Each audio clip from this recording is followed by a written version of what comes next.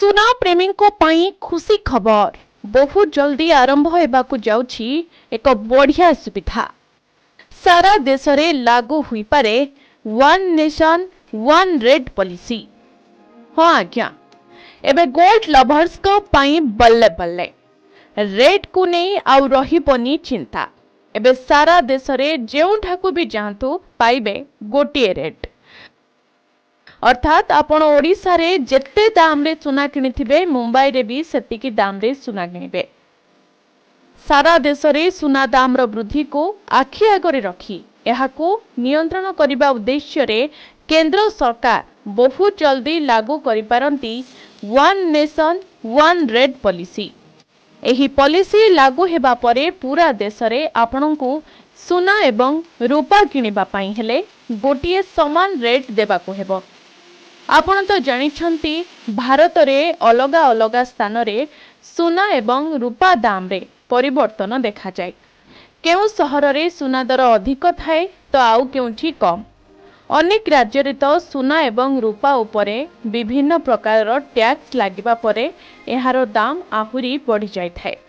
एहाकु नजर रे रखी सरकार बहुत जल्दी सुना एवं रूपार दाम को नहीं बड़ परिवर्तन करि पारंती।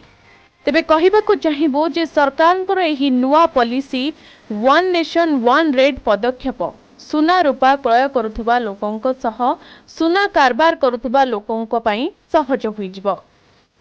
ए पॉलिसी को लागू करिबा पई देशर समस्त बड़ बड़ ज्वेलर्स मध्य निजर सहमति दैछंती। सरकार one nation one rate policy को लागू करी सारा देश रे सुनार दाम वृद्धि को कंट्रोल करिबा को चाहुछंती। सरकार एही पॉलिसी को जेम एंड ज्वेलर्स काउंसिल मध्य निजर समर्थन देछि। एही पॉलिसी को लागू करिबा पछरे सबुठारु बड़ कारण देश रे सुना एवं रूपार समान दाम को लागू करिबा। किछि जातीय गणमाध्यम रिपोर्ट अनुसार यह सामना को आसीछि जे केंद्र सरकार सेप्टेम्बर मासरे एही विषय हेबाकु थिबा बैठक परे एहाकु औपचारिक भाबे लागू करिबार घोषणा करि पारंती।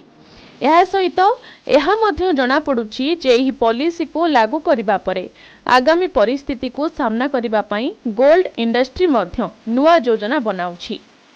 देश रे one nation one rate policy लागू हेबा द्वारा बाजार रे ट्रांसपेरेंसी बढ़ी पारे। यह सहित सुनार दाम रे जे अंतर थिला सेथिरे मध्य कम आसी पारे।